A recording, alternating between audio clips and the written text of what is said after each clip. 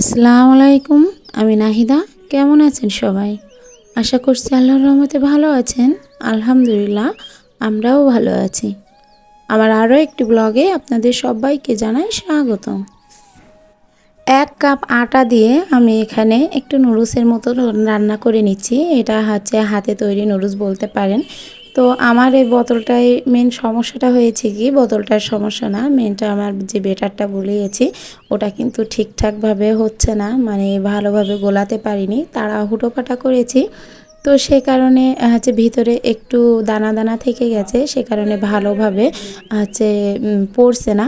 আর এটা ঠিক গোলভাবে সুন্দর করে পড়বে, আর একদম চিকনভাবে পড়বে। যদি কোনো রকম দানা না থাকে তাহলে কিন্তু এটা সুন্দরভাবে পড়ে আর একদম নুডলসের মতো চিকনই হয়। আর 1 কাপ আটা দিয়ে আমি ঠিক এই বাটিটার 1 বাটি নুডলসটা তৈরি করে নিচ্ছি। আর এই ধরনের নুডলস খেতে কিন্তু ভীষণ মজা লাগে। আর এই নুডলসের সাথে আপনি ডিম, আলু ভাজি হচ্ছে তারপরে যে কোনো সবজি একসাথে এরকম মিক্সড করে নুডলস আর কি যেভাবে তৈরি হয় সেভাবে তৈরি করে একটু খেয়ে দেখবেন, ভীষণ মজাদার হয় এই নুডলসগুলো। আর এটা হাতে তৈরি নুডলস, আর এতে যে ভীষণ পরিমাণে এত টেস্ট, সেটা আপনি যদি বাসায় তৈরি না করেন তাহলে কিন্তু বুঝতে পারবেন না। তো বাইরের থেকে কেনা নুডলসের থেকে যখন আমি দেখি যে বাসায় তেমনভাবে নুডলস নাই আর বাচ্চার টিফিন দিতে হবে, তো মাঝে সাঝে ঘুরিয়ে ফিরিয়ে নুডলস দিলেও হয়তো ওদের খুব ভালো লাগে। তো আমি এই নুডলসটাই দিয়ে দিলাম তৈরি করে। এটা হচ্ছে বাবুর টিফিনে পুরোটা দিয়ে দিয়েছি, আর অল্প কিছু উঠিয়ে রেখেছি, সেটা হচ্ছে আমার মেয়ের জন্য। তো টিফিনটা গুছিয়ে দিয়ে এইদিকে রুমে চলে আসলাম। রুমে হচ্ছে আমার হাজব্যান্ড, আমার মেয়ে দুইজনে ঘুম থেকে উঠে গেছে।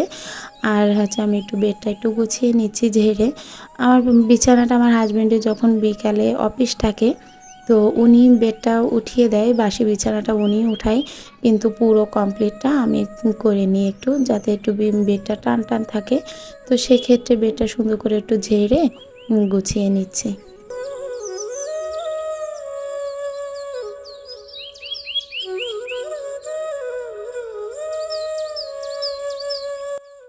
এই জিনিসগুলো উঠিয়ে প্রতিদিন তো ঝাড়ু দেওয়া হয় না, তো এই জায়গাটায় কিন্তু বেশ কিছু ময়লা পড়ে গেছে। তো আজ ভাবলাম একটু গুছিয়ে নিই, হাতটায় একটু সময় আছে, তো সেই কারণে পুরোটা উঠিয়ে দেখুন কতটা নোংরা ছিল এটা নিচে। আর এটা হচ্ছে গোছাতে যে পুরো হচ্ছে খাটের তলও পুরো ঝাড় দিয়ে তারপর বেরো করে নিয়েছি। আর এগুলোর ময়লা তো আছেই, আর এগুলো ময়লা থেকে প্রচুর পরিমাণে হচ্ছে আবর্জনাটাও হয়। আর এটার নিচে এতটা ময়লা যায়, ফ্যানের বাতাসে ময়লা উঠতে উঠতে যেয়ে লাস্ট পর্যায়ে টেবিলটার নিচে জমা হয়। এটা অনেক সময় মাঝে মধ্যে মনে হয় যে রুম থেকে উঠিয়ে দিই, ভালো লাগছে না দেখতে, আর রুমটা তেমন একটা একঘেয়েমো লাগছে। মাঝে মধ্যে মনে হয় যে একটু জিনিসপত্রগুলো এলোমেলো করি, কিন্তু রুমটার ভিতরে যে একটু এলোমেলো করবো সেটারও চান্স নাই। আর আমার হাজব্যান্ডও তেমনভাবে ধরতে চায় না কোনো জিনিস। আর আমার এই কাঠের ফার্নিচার অথবা এত বড় পালঙ্ক নিজে নিজে একা একা সরানোও সম্ভব না। আর আশেপাশের যে কাউকে নিয়ে করব, তো আমি তো এখানে নতুন, পাশে সবাই যার যার মতো বাসায় থাকে, কেউ কারোর সাথে সেভাবে হচ্ছে মানে এমনি কথাবার্তা হয় কিন্তু সেরকম একটা সম্পর্ক নাই। আর মহিলা মানুষরা এভাবে ধরে পারবেও না। তো সে কারণে আমার ইচ্ছা থাকা সত্ত্বেও কাজগুলো আমি করতে পারি না, নিজের মন মতো হয়তো গোছাতেও পারি না।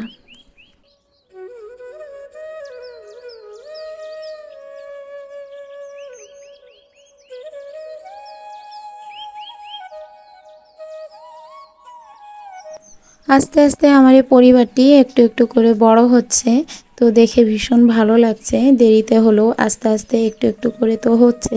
তো আলহামদুলিল্লাহ গতকাল 800 পুড়ে গেছে আমার এই হচ্ছে চ্যানেলটায়।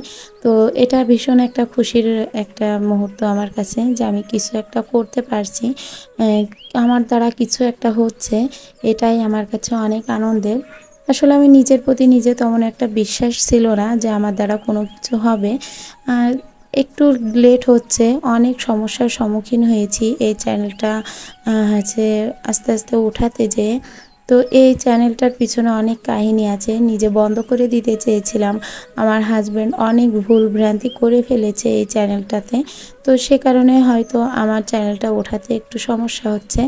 কিন্তু হচ্ছে একটু একটু করে হলেও হয়তো একদিন এগিয়ে যাব নিজের গন্তব্যস্থানে।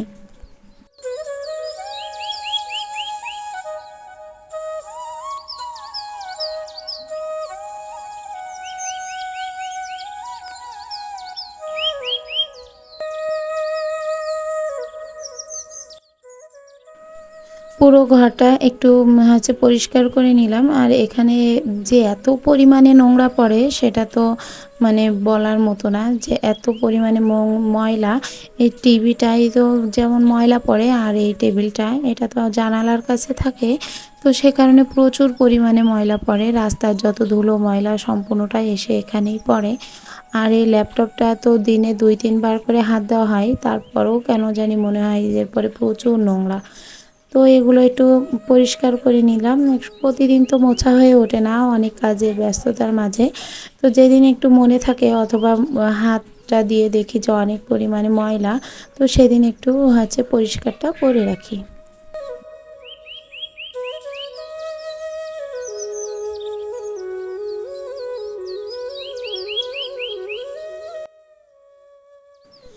একটানা কয়েকদিন বর্ষা হওয়ার কারণে এই কাঠের চামচগুলা কেমন যেন একটা হয়ে গেছে, তোলা তোলা ওঠার মতো হয়ে গেছে। তো ভাবছি যে এই তো কড়া রোদ হয়েছে, তো এই কাঠের চামচগুলো একটু সুন্দর করে ভীম দিয়ে ডলে ধুয়ে তারপরে কড়া রোদে ভালো করে শুকিয়ে তারপরে উঠিয়ে রাখবো।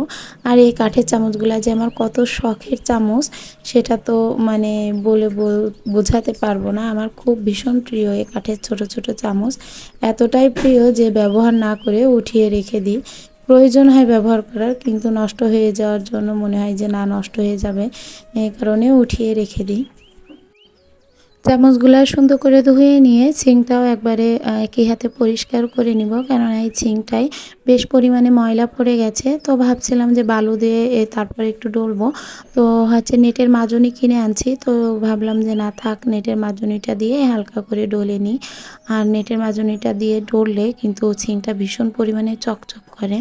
আর সিঙ্কটার চারপাশে যে দাগ হয়েছে আমার নিজেরই ভুলের কারণে হয়েছে, ভিক্সল দিয়ে ফেলেছিলাম ওই টাইলস পরিষ্কারের জন্য, তো সেইটা আস্তে আস্তে করে সিঙ্কে এসে পড়েছে। এই তো কাঠের এই চামচগুলো এখানে নেড়ে দিচ্ছি, আর এত সুন্দর রোদ বেরিয়েছে ছাদে। তো ছাদে এগুলো একটু ভালো করে হচ্ছে কড়া রোদে যদি শুকায় ওঠাতে পারি, আর ওঠানোর আগে তো অবশ্যই সরিষার তেল মাখিয়ে হচ্ছে রাখবো, তাহলে যেটা হবে এটা খেতে কিন্তু ঘুণ মতো ধরবে না, মানে ছোট ছোট যে পোকা হয় পোকাগুলো কাটবে না। আর এখানে খড়িটা ফেড়ে তারপরে ছাদে শুকিয়ে দিয়েছি। আর এটা হচ্ছে মধুর একটা বোতলও রেখেছি, এটা ফ্রিজে ছিল, তো ভাবলাম যে মধুর বোতলটাও রেখে দিই, তাহলে হয়তো ঠিক হয়ে যাবে। তো ঘরের টুকিটাকি কাজ সামলে এসে এখন আসছি একটু রান্নার কাজে। তো আজ রান্না করব পটল দিয়ে মাছ দিয়ে। তো সেই কারণে পটলটা আগে হচ্ছে তরকারিওয়ালা আসছিল, তো ওনার কাছ থেকে 1 পোয়া মতো পটল নিয়ে নিলাম। বাসায় তেমন কেউ সেইভাবে খাবে না তরি তরকারি, হয়তো আমি একটু খালাম আর আমার ভাইয়া একটু খাবে। তাছাড়া আর বাকি লোকেদের জন্য একটু আলু ভাজি ডিম ভাজি করে নিব। আর পটলের তরকারিটা শুধু আমাদের জন্য। তো পটলটা কুটে নিচ্ছে, এখানে 5টা পটল কুটে ওর মধ্যে 2টা আলু দিয়ে দিই।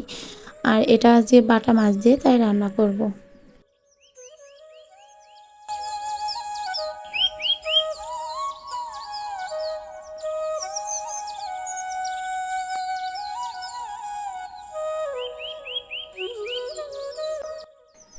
আমার রান্নাটা তো কমপ্লিট হয়ে গেছে, পটল দিয়ে আলু দিয়ে হালকা কোনো রকম ঝোল রাখছি। আর এটাই আজকে দুপুরের খাবার। আর হচ্ছে আমার হাজব্যান্ডের জন্য আর ছেলের জন্য তো ডিম ভাজি আলু ভাজি আছে। আর এখানে রুমে চলে আসলাম, হচ্ছে রুমটা মুছতে এসে যে বাদ বাকি জিনিসগুলো ছিল সেগুলো তো একটু গুছিয়ে রাখছি। আর হচ্ছে রুমটা একটু ভালো করে মুছে নিলাম, কেননা এখনই সবাই খেতে বসবে, আর খাওয়ার আগে যদি রুমটা মুছে খাওয়া হয় তাহলে কিন্তু অনেকটা ভালো লাগে। এমনিতেই যে কয়বার খাওয়া হয় সেই কয়বারে আগে রুমটা ঝাড়ু দিয়ে তারপরে কিন্তু রুমটা মুছে তাই বসা হয়। যেহেতু ডাইনিং টেবিল নেই, আমরা ফ্লোরে বসেই খাই, তো সে কারণে ফ্লোরটা একটু ক্লিন করে রাখতে হয় আমাকে। দুপুরে খাওয়া দাওয়ার পর একটু রেস্ট নিয়েছি, লম্বা 1 ঘন্টা ধরে ঘুমিয়েছি। বিকালের দিকে উঠেছি, উঠে হচ্ছে ভাবছি কি করব। তো এই রাইস কুকারটা আগের দিন বলছিলাম যে রাইস কুকারটা একটু ঠিক করব, কেননা এর যে কালার দেখেই বোঝা যাচ্ছে যে একদম বাজে হয়ে গেছে, স্টিলটা পুরো উঠে উঠে গেছে। তো এই পুরোটা হচ্ছে মুছে সুন্দর করে আগে মুছে নিয়েছি, নিয়ে তারপরে এই গ্রিন কালারটা, মানে এটা হচ্ছে সি গ্রিন কালার, এই কালারটা আমার ভীষণ ভালো লাগে। এ, তবে এই কালারটা একটু লাগাচ্ছি, কেননা হালকা কালার যদি আমি এতে দিই তাহলে হচ্ছে অনেক রান্নার জিনিস যদি তেল চিটে হয় অথবা একটু কোনো কিছু হচ্ছে ঝোল ঝাল যদি পড়ে যায় তাহলে দাগ লেগে ভীষণ খারাপ দেখা যাবে। তো সে কারণে সি গ্রিন কালারটা আমার ভালো লাগলো। আর সি গ্রিন কালারের রাইস কুকার অনেক দিন থেকে ভাবছিলাম একটা নিব, কিন্তু হঠাৎ মনে হলো যে না, এটাই যখন কালার করব তখন এই সি গ্রিন কালারটাই করে ফেলি।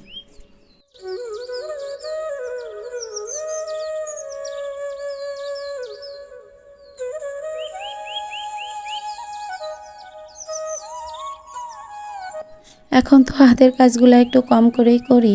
আর এর আগে হচ্ছে যখন আমি নতুন নতুন শিখছিলাম অথবা পারতাম, তো তখন কি করতাম, যে কোনো একটা জিনিস পেলে সেটাতে আর্ট করতাম, ওয়ালে হোক অথবা জুতায় হোক কিংবা যে কোনো কিছুতে আর্ট করতাম। আবার হচ্ছে আমি অনেক শপিং ব্যাগ এক জায়গায় করতাম, করে রেখে সেই শপিং ব্যাগগুলো দিয়ে গোলাপ ফুল তৈরি করে একটা স্টেজ বানাতাম, বানিয়ে সেটা ঘরে সাজিয়ে রাখতাম। আবার অনেক সময় বোতলে মুটকি কেটে সেটা দিয়ে একটা সুন্দর হচ্ছে ডেকোরেশন করতাম, করে সেটা ঝাউবাতি বানিয়ে উপরে টাঙাতাম। তো এইভাবেও অনেকবার অনেক কিছু করেছি, অনেকে প্রশংসাও করেছে যে আমার হাতের কাজে। আবার কাগজ হচ্ছে আঠা দিয়ে কাগজ দিয়ে একসাথে জুড়িয়ে জুড়িয়ে অনেক কিছু কাজ করেছি, কিন্তু এক পর্যায়ে দেখে মনে হয় যে এগুলো আর কি জঙ্গলি লাগছে ঘরটা। প্রথম প্রথম ভালো লাগে, যেদিন সাজাই তার থেকে 1 সপ্তাহ মতো ভালো লাগে দেখতে, কিন্তু 1 সপ্তাহ থেকে 8-10 দিন মতো গেলে মনে হয় যে আমার ঘরটা পুরো জঙ্গলিতে ভরে আছে। আবার করে কি, যে কষ্ট করে যে জিনিসগুলো তৈরি করেছি ওগুলো আবার নিয়ে ফেলে দিই। তো এরকম বেশ কয়েকবারই করেছি, করে এই যখন নতুন বাসায় আসছি তখন আর মনে চায়নি যে বাসাটাকে অগোছালো করে ফেলি। শুধু মনে হয়েছে যদি বাসাটাকে সাজাতে হয় তাহলে বাইরে থেকে ফুল কিনে নিয়ে আসবো অথবা যে কোনো ডেকোরেশনের জিনিস কিনে নিয়ে আসে সেটা দিয়ে সাজাবো। তো এভাবেই আর কি হচ্ছে এখন আর সেভাবে হাতের কাজ করা হয় না, যে নিজের শখ পূরণ করতে যেয়ে ঘরটাকে আর কি নোংরা করে ফেলি। আমি এমনিতেই সিম্পল খুব পছন্দ করি, তো সে কারণেই সিম্পল থাকতেও খুব ভালোবাসি। তো যাই হোক, আমার রাইস কুকারে ডেকোরেশন করাটা কমপ্লিট হয়ে গেছে। আমার আজকের ভিডিওটি যদি ভালো লেগে থাকে তাহলে প্লিজ একটা লাইক দিতে ভুলবেন না।